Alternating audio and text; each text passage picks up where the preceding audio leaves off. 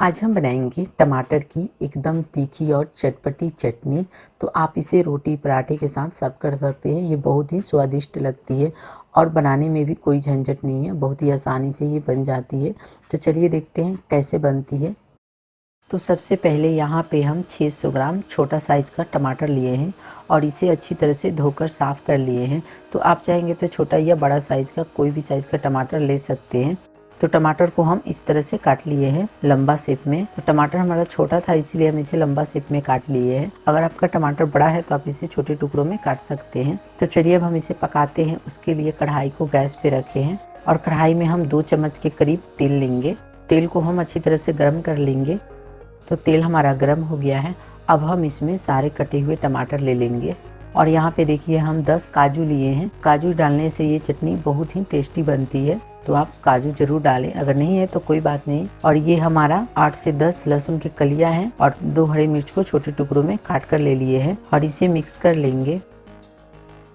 अब हम इसमें हाफ चम्मच नमक डालेंगे। नमक हम अपने स्वाद के अनुसार डालेंगे और इसे अच्छी तरह से मिक्स कर लेंगे। नमक डालने से टमाटर बहुत ही जल्दी सॉफ्ट हो जाएगा और इसे हम कवर करके 5 से 6 मिनट तक पकाएंगे मीडियम फ्लेम पे। तो 6 मिनट हो गया है, हम कवर को हटा लेंगे। तो यहाँ पे देखिए टमाटर हमारा सॉफ्ट हो गया है। तो अब हम गैस को ऑफ कर देंगे और सारे टमाटर को प्लेट में निकाल लेंगे और इसे पहले ठंडा कर लेंगे। तो यहाँ पे देखिए टमाटर हमारा ठंडा हो गया है। अब हम इसका पेस्ट तैयार करेंगे। तो उसके लिए ग्राइंड जार लिए हैं। तो ग्राइंड जार में हम आधे टमाटर को ले लेंगे, क्योंकि टमाटर हमारा ज़्यादा है तो हम इसे 2 बार में ग्राइंड करेंगे। तो यहाँ पे देखिए टमाटर हमारा ग्राइंड हो गया है, इसका पेस्ट तैयार हो गया है। इसी तरह से हमें इसका पतला पेस्ट तैयार कर लेना है और इसे अब हम बॉल में ले लेंगे।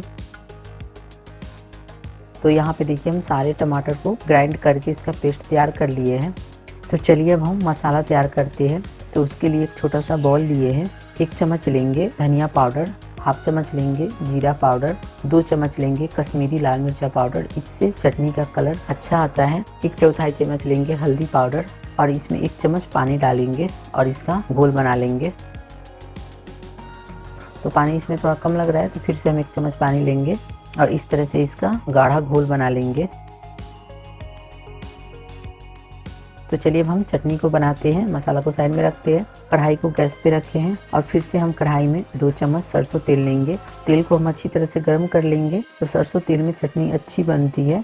तो तेल हमारा गर्म हो गया है। अब हम इसमें डालेंगे हाफ चम्मच काला सरसों, हाफ चम्मच खड़ा जीरा, 1 चिटकी हींग पाउडर और इसे चटकने देते हैं। तो यहाँ पे देखिए ये चटकने लगा है। तो अब हम इसमें मसाला डालेंगे। तो जो मसाला का घोल तैयार करके रखे हैं उसे ले लेंगे और इसे चला लेंगे।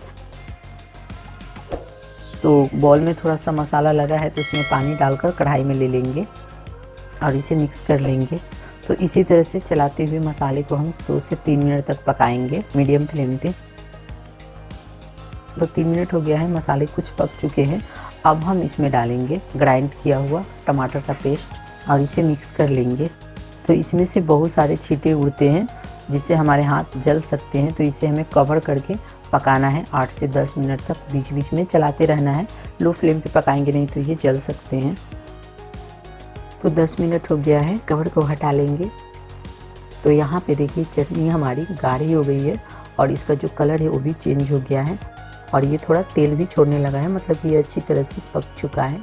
अगर आप चटनी मीठी पसंद करते हैं तो आप इसमें 2 चम्मच या 1 चम्मच चीनी डाल सकते हैं, इससे चटनी थोड़ी सी मीठी हो जाएगी। अगर आप चटनी मीठी नहीं पसंद करते हैं तो आप इसमें चीनी ना डालें। तो यहाँ पे हम चटनी में चीनी नहीं डाले हैं क्योंकि हमें मीठी चटनी नहीं चाहिए।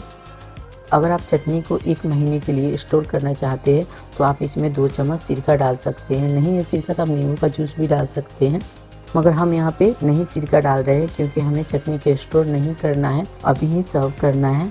तो चलिए इसे सर्व करते हैं। तो देखिए यहाँ पे चटनी दिखने में कितनी अच्छी लग रही है, खाने में भी आपको उतनी ही अच्छी लगेगी। आप इसे रोटी पराठे के साथ खा सकते हैं, बहुत ही टेस्टी लगती है।